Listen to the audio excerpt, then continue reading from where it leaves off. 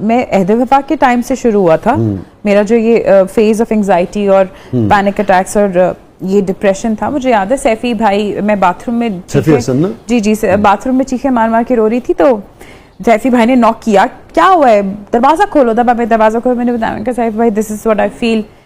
तो उन्होंने कहा कुछ नहीं होता मेरा बच्चा, इसका इलाज होता है और उसके बारे में बात करो, और तुम्हें अगर ऐसा फील हो रहा है, किस चीज़ से फील हो रहा है, मैं नहीं ऑब्वियसली तुमसे पूछूंगा, बट टॉक अबाउट इट। इसके लिए तुम मेडिसिन भी ले सकती हो और बात करो किसी डॉक्टर के पास। मैं भी उस तरफ नहीं जाना चाहता, क्योंकि मैं बहुत ही वो एक ऐसी चीज़ है आपकी ज़िंदगी की, किसी भी शख्स की ज़िंदगी की, मगर जब आपके साहबजादे की वफात हुई उससे पहले की बात है? जी बहुत पहले। उससे पहले जी। अच्छा, तो फिर मैं इस पर जरूर जानना चाहूँगा, क्योंकि उसके बाद तो बिल्कुल एक किसी उसके बाद तो बहुत ही, हाँ मैं बहुत ज़्यादा। तो ये उससे पहले कैसे हो गया अचानक? आई थिंक बहुत सारे अनहील्ड ट्रॉमास होते हैं आपकी अंदर, जो आप उनको फेस नहीं करते, जिंदगी के साथ आप चलते रहते हैं, तो जब एकदम से आपको सब कुछ मिल जाता है और फिर भी कुछ खालीपन लगता है, तो फिर आप कहते हैं ये क्या प्रॉब्लम है।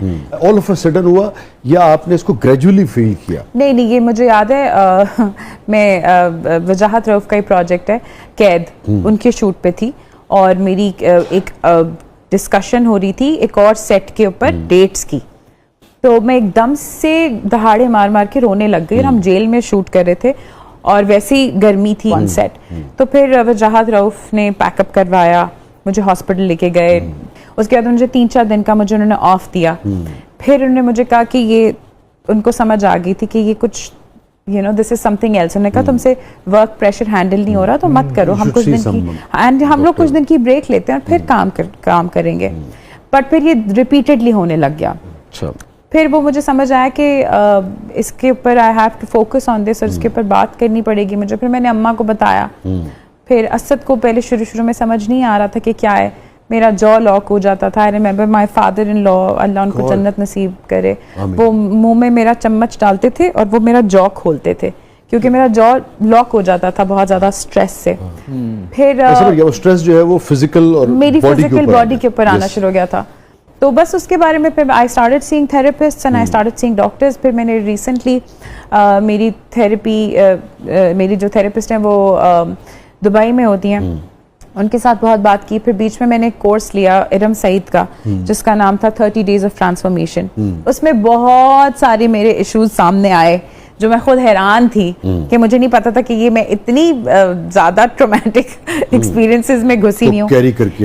या she and then she sat me down और उन्होंने मुझे कहा कि तुम आंखें बंद करो और तुम ऐसा करो, वो जो 6 साल की बच्ची है, जो भी तुम्हें ट्रॉमा फील हुआ है, उस बच्ची के पास जाओ और ये वाली ज़ारा उस ज़ारा के पास जाए और उसको जाके अपनी गोद में उठाओ और कमरे से बाहर ले आओ। और ये मुझसे हो नहीं रहा था और मैं रो रही थी कि मैं नहीं, मैं उन्होंने मुझे कहा आंखें बंद रखो, जाओ, वो ज़ारा क्या कर रही है, जाओ उस ज़ारा से बात करो, उस ज़ारा को टच करो।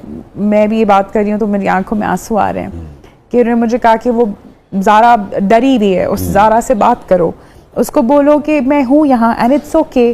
तो वो जब मैंने किया तो मुझे रियलाइज़ हुआ कि मतलब इतनी सारी चीज़ें बचपन से मुझे इतनी सारी चीज़ें इफ़ेक्ट कर रही थी और वो कोई बहुत बड़े हादसे नहीं है, कोई छोटी सी डांट, किसी कमरे में लॉक हो जाना, अंधेरे में बैठे रहना, टीचर की कोई ऐसी डांट जो आपको समझ, कोई भी चीज किसी का कुछ हो जाती है। जी, किसी का कुछ कहना, किसी का बहुत जोर से चीखना, किसी का बहुत जोर से रोना, तो वो बहुत सारी चीजें होती हैं जो बचपन में, इसलिए कहते हैं बच्चों के सामने कभी भी ऊंची आवाज में नहीं बात करनी चाहिए, लड़ना नहीं चाहिए, बच्चों के सामने कोई वायलेंट चीज नहीं देखनी चाहिए, बिकॉज बच्चे आर लाइक मैग्नेट, वो हर चीज अपनी बॉडी में अब्सॉर्ब करते रहते हैं और उनको पता भी नहीं होता।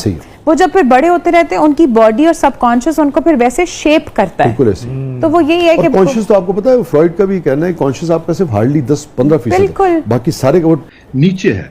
कॉन्शियस तो टिप ऑफ द आइसबर्ग है, बाकी सारे का सारा प्री कॉन्शियस है, सब कॉन्शियस है, अनकॉन्शियस है, सब नीचे है। तो इसके बारे में बात करना, अवेयरनेस देना जो है वो बहुत इम्पोर्टेंट है, बहुत इम्पोर्टेंट है। हैप्पीएस्ट मोमेंट ज़ारा नूर अब्बास सिद्दीकी की जिंदगी का? When I had my daughter, नूर जहां, जब मेरी बेटी पैदा हुई। माशाल्लाह माशाल्लाह माशाल्लाह। ये फरमाइए कि कोई ऐसी चीज़ जो आपके जहन में हो कि काश डिलीट हो जाए, ये वाक़या, ये मंज़र, ये चीज़ मेरी ज़िंदगी से। हाँ जी, कुछ लोगों से इंटरेक्शंस जो थे मैं चाहती हूँ डिलीट हो जाएं लाइफ से। वो उन इंटरेक्शंस ने मुझे बहुत दुख दिया।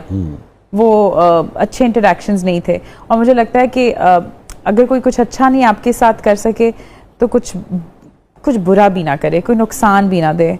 कोई ऐसी बात जिसने तकलीफ दी हो मगर उसने फिर फ़ायदा भी बहुत दिया हो, याद रह गई हो, किसी ने ऐसे अंदाज से कही हो या ऐसा जुमला कहा हो? मेरी बॉडी के ऊपर सब बहुत कमेंट करते थे शुरू में जब मैं आई थी तो सब मुझे कोई कहता था कि लाइपोसक्शन करवा लो तुम, फिट लड़कियां जो है ना इंडस्ट्री में चलती हैं, पतली पतली लड़कियां इंडस्ट्री में आती हैं। फिर मुझे किसी ने कहा कि ये वो करवा लो, वो जो चिन के होते हैं, हाँ चीज़ें वो करवा लो। बट मुझे लगा कि यही मेरी इंडिविजुअलिटी का एक ऐसा पार्ट है कि अगर if I start looking like everybody else then who will I be. उससे हाँ, लेकिन मुझे ये हुआ कि आई स्टार्टेड बीइंग फिट, मैं अपना ख्याल रखने लगी बहुत ज्यादा। लेकिन हर दफा बुरा लगता था जब कपड़े पूरे नहीं आते थे क्योंकि सब तो मॉडल साइज के बना रहे होते थे। तो इससे भी लोगों को सीखना चाहिए कि भाई क्या जरूरत है आपको। इंडस्ट्री में कुछ लोगों को गॉड कॉम्प्लेक्स भी होता है कि वो जो पावर है कि मैंने इसको, I have given her the validation कि तुम अच्छी लग रही हो, ये मैंने वैलिडेशन दे दी तो अब ये उड़ सकती है। बट ये अगर आप उनसे ये पावर छीन लें और आप कहें कि मुझे फर्क ही नहीं पड़ता आप क्या कहते हैं, मैं फिर भी उड़ूंगा या उड़ूंगी, और मैं गिर भी गई तो ठीक है लेकिन मैं तो उड़ रही हूँ, तो वो उनको भी बहुत बुरा लगता है। पंजाबी के लिए बड़ा अच्छा लफ्ज है इसके, खसमानु खा।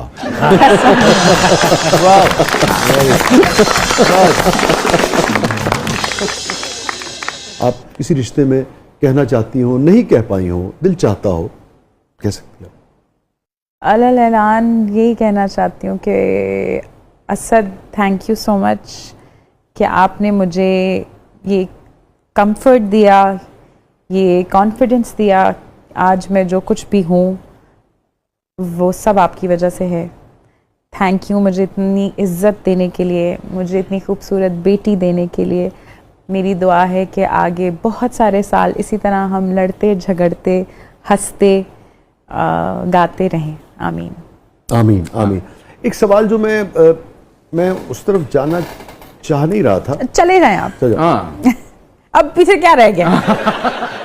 लेकिन नहीं, मैं चले जाएं। मैं सिर्फ ये जानना चाह रहा था कि कोई शदीद दुख अगर होता है, शदीद नौयत का, और वो कॉमन दुख होता है मियाँ बीवी का, मगर हम जो साख्त है जैसे अल्लाह ने बनाया है, ज़्यादा मैं कमज़ोरी के सेंस में बिल्कुल नहीं कह रहा, मैं नरम दिली की जब बात कर रहा हूँ तो सेंसिटिविटी की बात कर रहा हूँ। मैं ये नहीं कह रहा कि वो कमज़ोर होती, वो नरम, मजबूत और नरम दिल होती है, मैं इन मानों में ये बात कर। तो मर्द की कितनी ज़रूरत होती, कितने साथ की उस वक्त ज़रूरत होती है, और कितना असद ने आपका साथ दिया उस सारे उससे, यानी कि जिसको सोच के भी आपसे ना झुरझुरी आ जाती है जिस वाक़े। मैं वही कह रही हूँ कि मेरा सब कुछ जो मैं इस वक्त शेप मुझे किया है, मेरे इमोशंस जितने बैलेंस्ड हैं वो इसीलिए हैं because Asad has a lot to do in this. Asad and my mother, उन दोनों का बहुत हाथ है इसमें, उन्होंने मेरे पे बहुत मेहनत की है। मेहनत एज